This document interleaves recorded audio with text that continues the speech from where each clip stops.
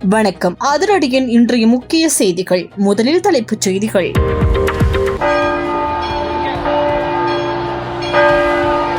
வரலாற்று சிறப்புமிக்க செல்வச்சன்னதி ஆலய கொடியேற்றம்.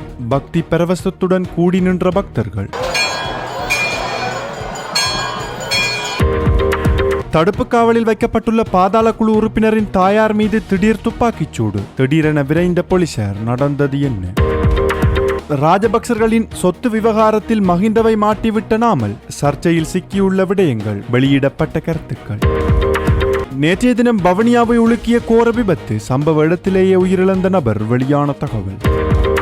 குளத்தில் மீன்பிடி வேலைகளை எடுத்து வரச் சென்ற சகோதரன் மற்றும் சகோதரிக்கு நேர்ந்த சோகம். அதிர்ச்சியில் உறைந்த குடும்பத்தினர். மட்டக்களப்பு மக்களை சோகத்தில் ஆழ்த்திய தாயார் ஒருவரின் மரணம். சிகிச்சை பலனின்றி உயிரிழப்பு. தவிக்கும் பிள்ளைகள். நாட்டின் இருவேறு பகுதிகளில் நிலவும் வெவ்வேறு காலநிலை. மக்களே அவதானம். விடுக்கப்பட்டுள்ள எச்சரிக்கை. பரீட்சை திணைக்களத்தின் முக்கிய தகவல்களுக்கு வந்த அச்சுறுத்தல். எழுந்துள்ள குற்றச்சாட்டு. வெளியான தகவல். தற்போதைய அரசாங்கத்தின் பழிவாங்கல் நடவடிக்கைகளுக்கு போலீசாரும் உடந்தையாக இருக்கின்றனர். பலத்த குற்றச்சாட்டொன்றை முன்வைக்கும் முக்கிய புள்ளி. வெளியிடப்பட்ட கருத்துக்கள். நீதிபதிகளின் ஓய்வு பெறும் வயது விவகாரம். முதல் முறையாக வாய் திறந்த ஜனாதிபதி அனுர. நாங்கள் யாரையும் இலக்கு வைக்கவில்லை. வெளியிடப்பட்ட மேலும் பல கருத்துக்கள். இலங்கை புகையிரத திணைக்களத்தில் இடம்பெறும் பல்வேறு பிரச்சனைகள். ரயில் நிலைய அதிபர் சங்கம் வெளியிட்டுள்ள குற்றச்சாட்டு. முன்வைக்கப்பட்டுள்ள கோரிக்கை. தொடர்பென விரிவான செய்திகள். விரிவான செய்திகளுக்கு செல்லும் முன்னர் இது போன்ற செய்திகளை உடனுக்குடன் அறிந்து கொள்ள நமது அதிரடி சேனலை சப்ஸ்கிரைப் செய்து கொள்ளுங்கள். யாழ்ப்பாணம் வடமராட்சி தொண்டைமனாறு செல்வச்சன்னதியான் ஆலயத்தின் வருடாந்த பெருந்திருவிழாவின் கொடியேற்றம் இன்று அதிகாலை 1:45 மணியளவில் நூற்றுக்கணக்கான பக்தர்களின் அரோகரா கோஷத்துடன் சிறப்பாக இடம்பெற்றுள்ளது.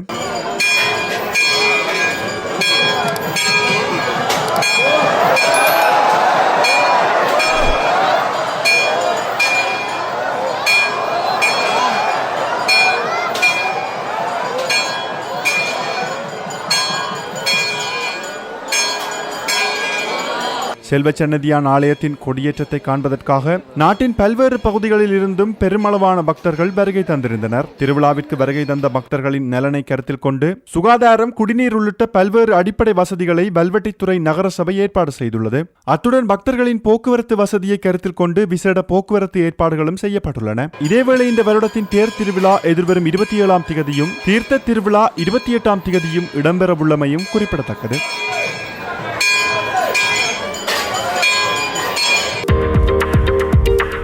இந்தோனேஷியாவில் கைது செய்யப்பட்டு தடுப்பு காவலில் வைக்கப்பட்டுள்ள பாதாள உலக குற்றவாளி பெக்கோ சமனின் தாயார் மீது துப்பாக்கிச்சூடு நடத்தப்பட்டுள்ளது. மெத்தினியா ஹுல்ஹிட்டியாவா பகுதியில் நேற்று இந்த துப்பாக்கிச்சூட்டு சம்பவம் இடம்பெற்றுள்ளதாக தெரிவிக்கப்பட்டுள்ளது. இதன்போது துப்பாக்கிச்சூட்டில் காயமடைந்த பெண் வைத்தியசாலையில் அனுமதிக்கப்பட்டுள்ளதாக காவல்துறையினர் தெரிவித்துள்ளனர். துப்பாக்கிச்சூட்டை மேற்கொண்டவர்கள் தொடர்பான தகவல்கள் இதுவரை வெளியாகவில்லை. சம்பவம் தொடர்பில் மெத்தனிய காவல்துறையினர் மேலதிக விசாரணைகளை முன்னெடுத்து வருகின்றனர். வவுனியா சோடுவெந்த பிளவு பகுதிக்கு அண்மையில் நேற்று மாலை இடம்பெற்ற விபத்தில் ஒருவர் சம்பவ இடத்திலேயே உயிரிழந்துள்ளார். வவுனியாவிலிருந்து பயணித்துக் கொண்டிருந்த டிப்பர் வாகனம் சோடுவெந்த பிளவு பகுதியில் எதிரே வந்து கொண்டிருந்த முச்சக்கர வண்டியுடன் மோதியதில் இந்த விபத்து இடம்பெற்றுள்ளது.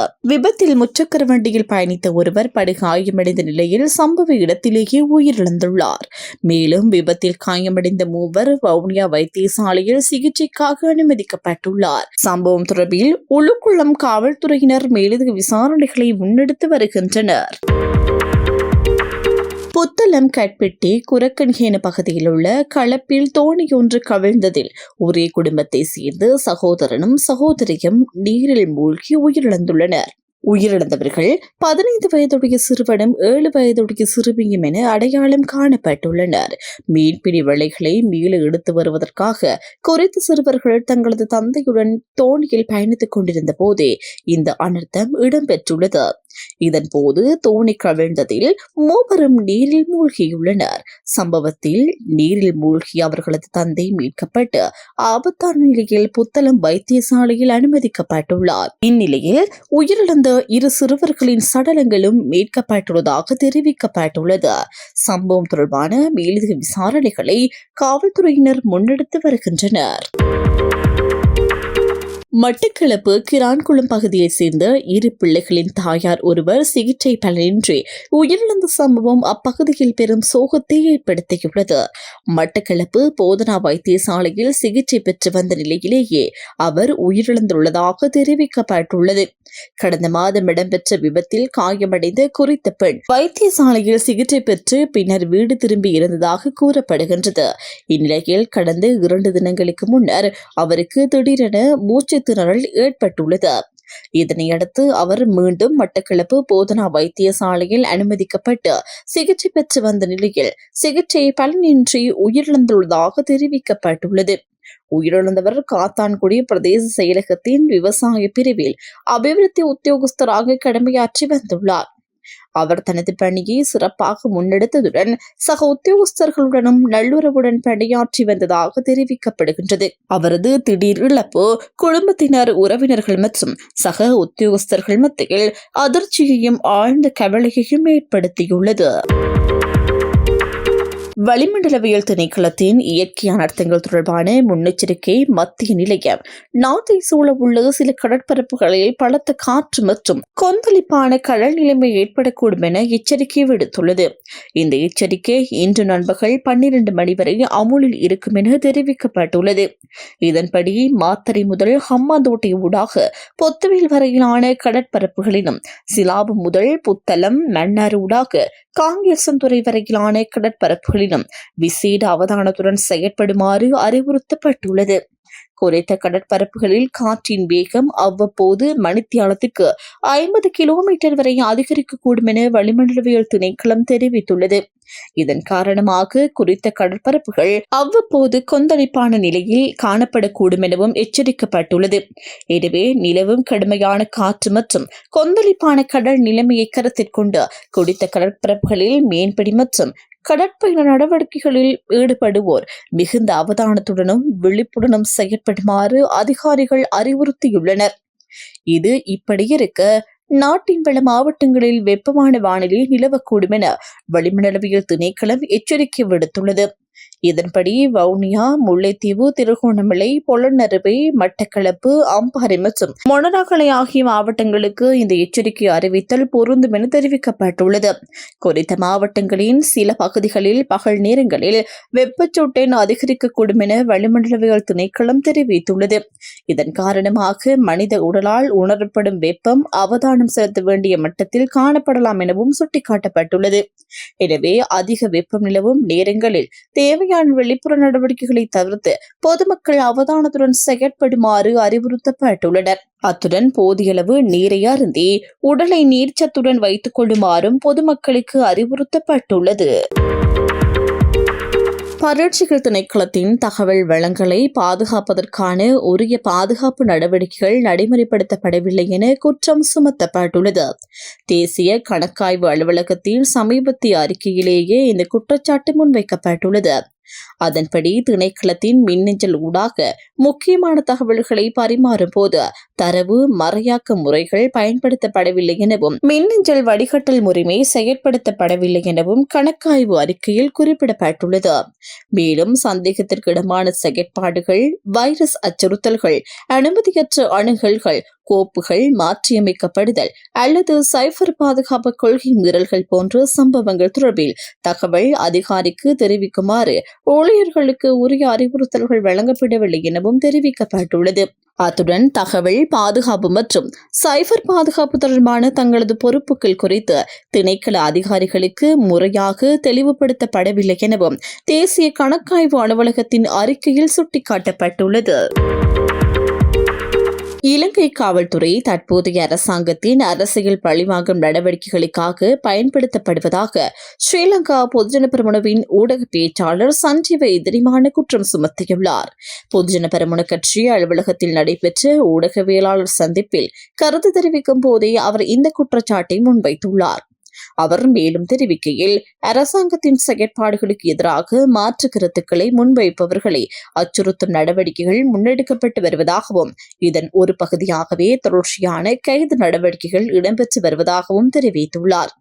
அரசாங்கத்தின் குறைபாடுகள் மற்றும் ஜனநாயகத்துக்கு முரணானவை என கருதப்படும் செயற்பாடுகளை எதிர்க்கட்சியினர் அல்லது சமூக செயற்பாட்டாளர்கள் சுட்டிக்காட்டும் சந்தர்ப்பங்களில் அவர்கள் அச்சுறுத்தல்களுக்கு உள்ளாக்கப்படுவதாகவும் சஞ்சீவ எதிரிமான குறிப்பிட்டுள்ளார்.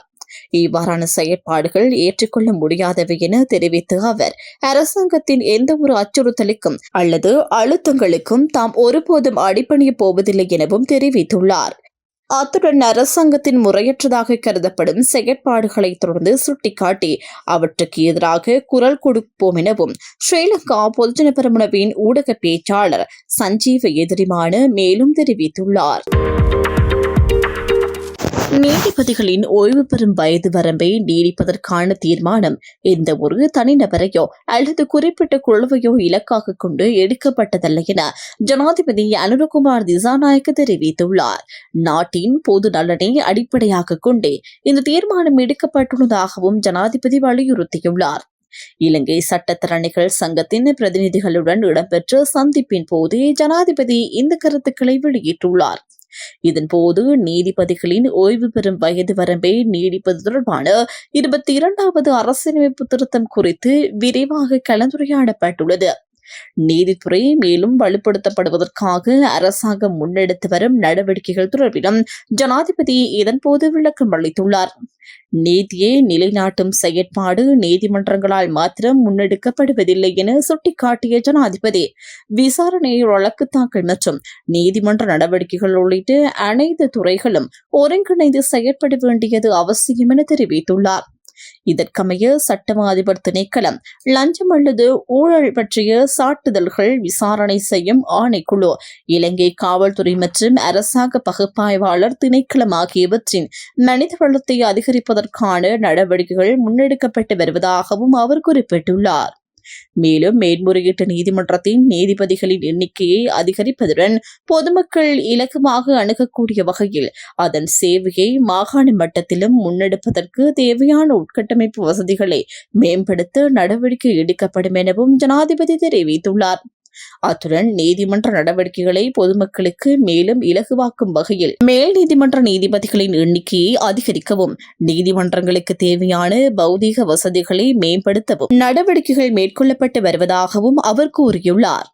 இதனிடையே நீதிபதிகளின் எண்ணிக்கையை அதிகரிப்பது மற்றும் அவர்களின் ஓய்வு பெறும் வயது வரம்பை நீடிப்பது உள்ளிட்ட விடயங்களில் கொள்கை ரீதியான எதிர்ப்புகள் எதுவும் இல்லை என இலங்கை சட்டத்தரணிகள் சங்கத்தின் பிரதிநிதிகள் தெரிவித்துள்ளனர். எனினும் ஓய்வு பெறும் வயது வரம்பை நீடிப்பது தொடர்பான தீர்மானத்தை மேலும் ஆராய்ந்து அதனை தரப்பினருடன் கலந்துரையாடி பொதுவான இணக்கப்பாட்டை எட்டுவது பொருத்தமானது என அவர்கள் பரிந்துரைத்துள்ளனர். நீதித்துறை எதிர்கொள்ளும் கட்டமைப்பு சார் பிரச்சினைகளுக்கு தீர்வு காணும் வகையில் முன்னெடுக்கப்படும் பரந்த மறுசீரமைப்பின் ஒரு பகுதியாகவே இந்த நடவடிக்கைகள் மேற்கொள்ளப்படுவதாகவும் இது தனது தனிப்பட்ட கருத்தோ அல்லது அரசாங்கத்தின் தனிப்பட்ட நிலைப்பாடோ அல்ல எனவும் ஜனாதிபதி அனுரகுமார் திசாநாயக்க மேலும் தெரிவித்துள்ளார். ரயில் சேவையில் நிலவும் நிர்வாக சேவை மற்றும் கணக்காய்வு தொடர்பான பல்வேறு பிரச்சினைகளுக்கு அதிகாரிகள் இதுவரை உரிய தீர்வுகளை வழங்கவில்லை என இலங்கை ரயில் நிலைய அதிபர்கள் சங்கம் குற்றம் சுமத்தியுள்ளது. இந்த பிரச்சினைகளுக்கு நியாயமான காலத்திற்குள் நடைமுறை சாத்தியமான தீர்வுகள் வழங்கப்படாவிட்டால் ஏனைய ரயில் தொழிற்சங்கங்களுடன் கலந்துரையாடி கடுமையான தொழிற்சங்க நடவடிக்கைகளில் ஈடுபட நேரிடும் எனவும் சங்கம் எச்சரித்துள்ளது. ரயில் நிலையங்களின் வருகை மற்றும் புறப்பாடுகளை பரிசோதிப்பது கணக்காய்வு நடவடிக்கையின் ஒரு பகுதி மாத்திரமே என சுட்டிக்காட்டியுள்ள சங்கம், பல ஆண்டுகளாக முறைமையான கணக்காய்வுக்கு உட்படுத்தப்படாத ரயில் நிலையங்கள் இருப்பதாகவும் தெரிய வந்துள்ளது. அத்துடன் பரீட்சைகள் மற்றும் நேர்முக பரீட்சைகள் நிறைவடைந்துள்ள போதிலும் மாவட்ட போக்குவரத்து பரிசோதகர் பதவிகளுக்கான நியமனங்கள் 2 ஆண்டுகளுக்கும் மேலாக தாமதமாகி வருவதாகவும் சங்கம் கூறியுள்ளது. இதன் காரணமாக ஒழுக்காற்று விசாரணைகள் உள்ளிட்ட முக்கியமான நிர்வாக நடவடிக்கைகள் தேக்கமடைந்துள்ளதாகவும் அவர்கள் குற்றம் சுமத்தியுள்ளனர். ரயில் நிலைய அதிபர் சேவையை நேரடியாக பாதிக்கும் சேவை பிரமாண குறிப்பு மற்றும் ஆட்சேர்ப்பு நடைமுறை தொடர்பான இடைக்கால ஏற்பாடுகள் தாமதமடைவதும் பாரிய பிரச்சினையாக உள்ளதாக சங்கம் தெரிவித்துள்ளது. மேலும் சேவை காலங்களை குறைக்கும் நடவடிக்கைகளின் போது ரயில் நிலைய அதிபர் சேவையை மட்டும் நியாயமற்ற முறையில் இலக்கு வைப்பதை ஏற்றுக்கொள்ள முடியாது எனவும் அவர்கள் வலியுறுத்தியுள்ளனர். இதனிடையே நாளுக்கு நாள் சீர்குலைந்து வரும் ரயில் சேவைகள், உட்கட்டமைப்பு குறைபாடுகள், பயன்படுத்த முடியாத நிலையிலுள்ள ரயில் வளங்கள் மற்றும் சேவை தேவைகளுக்கு போதிய நிதி ஒதுக்கப்படாமை குறித்தும் சங்கம் கவலை வெளியிட்டுள்ளது. திணைக்களத்திற்கு சொந்தமான பொறியியல் மற்றும் தொழில்நுட்ப வளங்கள் உரிய முறையில் பயன்படுத்தப்படாததை குறித்தும் தமது கவனம் செலுத்தப்பட்டுள்ளதாக அவர்கள் தெரிவித்துள்ளனர். இந்த பிரச்சினைகளுக்கு பேச்சுவார்த்தை மூலம் தீர்வு காணும் நோக்கில் அமைச்சின் செயலாளர் உள்ளிட்ட பொறுப்பான அதிகாரிகளிடம் பல சந்தர்ப்பங்களில் கலந்துரையாடல்களுக்கு கோரிக்கை விடுக்கப்பட்ட போதிலும் இதுவரை திருப்திகரமான பதில் கிடைக்கவில்லை என இலங்கை ரயில் நிலைய அதிபர்கள் சங்கம் தெரிவித்துள்ளது. பொதுமக்களுக்கு நம்பகமானதும் திறமையானதுமான ரயில் சேவையை வழங்குவதற்கு தேவையான நிர்வாகம் மற்றும் சேவை தீர்மானங்களை விரைவாக பெற்றுக்கொள்வதே தமது பிரதான நோக்கம் எனவும் சங்கம் வலியுறுத்தியுள்ளது. முன்னாள் ஜனாதிபதி மஹிந்த ராஜபக்சவுக்கு சொந்தமான கால்டன் இல்லம் தனது பெயருக்கு மாற்றப்பட்டுள்ளதாக நாடாளுமன்ற உறுப்பினர் நாமல் ராஜபக்ச தெரிவித்துள்ளார். சிலர் ராஜபக்ச குடும்பத்தினரை காணிகள் எதுவும் இல்லாத ஏழைகள் என கூறியதாகவும் அவர் குறிப்பிட்டுள்ளார். வலைதள ஊடகம் ஒன்றுக்கு வழங்கிய விசேட நேர்காணலின் போதே நாமல் ராஜபக்ச இந்த விடயங்களை தெரிவித்துள்ளார். தான் நாடாளுமன்றத்திற்கு தெரிவாகிய காலம் முதல் இன்று வரை தனது சொத்து விவரங்களை முறையாகவும் நேர்த்தியாகவும் சமர்ப்பித்து வருவதாக அவர் தெரிவித்துள்ளார். புதிய சட்டங்கள் அறிமுகப்படுத்தப்படுவதற்கு முன்னரே தான் சொத்து விவரங்களை சமர்ப்பித்து வந்ததாகவும் நாமல் ராஜபக்ச குறிப்பிட்டுள்ளார். தனக்கு சொந்தமான பெரும்பாலான காணிகள் தனது பெற்றோர் மற்றும் குடும்பத்தினரிடமிருந்து கிடைத்தவை எனவும் அவர் தெரிவித்துள்ளார். தாங்கள் அரசியல் குடும்ப பின்னணியை கொண்டவர்கள் என்பதால் பெற்றோர்களிடமிருந்து சில சொத்துக்கள் கிடைத்துள்ளதாகவும் அவர் குறிப்பிட்டுள்ளார். அத்துடன் தான் முன்னர் ஆலோசனை நிறுவனம் ஒன்றை நடத்தி வந்ததாகவும் அந்த நிறுவனத்தை ஆரம்பித்த விதம், அதன் மூலம் கிடைத்த வருமானம் மற்றும் வரி தொடர்பான அனைத்து விவரங்களையும் ஒவ்வொரு வருடமும் தனது சொத்து விவர பிரகடனத்தில் குறிப்பிட்டுள்ளதாகவும் நாமல் ராஜபக்ச தெரிவித்துள்ளார். இந்த விடயங்கள் தொடர்பில் நல்லாட்சி அரசாங்கம் மற்றும் தற்போதைய அரசாங்கம் என 2 அரசாங்கங்களினால் விசாரணை முன்னெடுக்கப்பட்டுள்ளதாகவும் அவர் குறிப்பிட்டுள்ளார். 2015 ஆண்டு முதல் 2020 ஆண்டு வரையிலும் மீண்டும் 2025 ஆண்டு முதல் தற்போது வரையிலும் விசாரணைகள் இடம்பெற்று வருவதாகவும் தனது சொத்துக்கள் மற்றும் வருமானம் தொடர்பான அனைத்து விவரங்களையும் தான் அதிகாரிகளிடம் வெளிப்படுத்தியுள்ளதாகவும் நாமல் ராஜபக்ச தெரிவித்துள்ளார். மேலும் தான் ஒரு பெரும் வர்த்தக குடும்பத்தில் திருமணம் செய்துள்ளதாகவும் தனது மனைவிக்கு சொந்தமான சொத்துக்கள் தான் சம்பாதித்தவை அல்ல எனவும் அவர் கூறியுள்ளார். அந்த சொத்துக்கள் மனைவியின் குடும்பத்திலிருந்து அவருக்கு கிடைத்தவை எனவும் அவரது குடும்பம் இலங்கையின் சுற்றுலாத்துறையில் முன்னணி 5 குடும்பங்களில் ஒன்றாக இருப்பதாகவும் நாமல் ராஜபக்ச தெரிவித்துள்ளார். இந்நிலையில் எதிர்வரும் சொத்து விவர பிரகடனத்தில் தங்காலையில் உள்ள வீடும் சேர்க்கப்படும் எனவும் அவர் குறிப்பிட்டுள்ளார். குறித்த வீட்டை தனது தந்தையான முன்னாள் ஜனாதிபதி மஹிந்த ராஜபக்ச கடந்த வாரமே தனது பெயருக்கு எழுதி வைத்துள்ளதாகவும் நாமல் ராஜபக்ச தெரிவித்துள்ளார். அரசியல் இல்லம் என்பதால் அந்த சொத்தை தனது தந்தையிடமே வைத்திருக்குமாறு முன்னர் தான் கூறியதாகவும் அவர் தெரிவித்துள்ளார். எனினும் ஆயுட்கால உரிமையை தக்க வைத்துக் கொண்டு பிள்ளைகளுக்கு சொத்துக்களை வழங்க வேண்டும் என்ற நம்பிக்கை தனக்கு இருப்பதாகவும் நாமல் ராஜபக்ச மேலும் தெரிவித்துள்ளார். இத்துடன் அதிரடியின் இன்றைய முக்கிய செய்திகள் நிறைவடைகின்றன. எமது செய்தி தொடர்பான உங்களுடைய கருத்துக்களை மறக்காமல் கமெண்டில் பதிவிடுங்கள். மேலும் இதுபோன்ற செய்திகளை உடனுக்குடன் அறிந்து கொள்ள நமது அதிரடி சேனலை சப்ஸ்கிரைப் செய்து தொடர்ந்து இணைந்திடுங்கள்.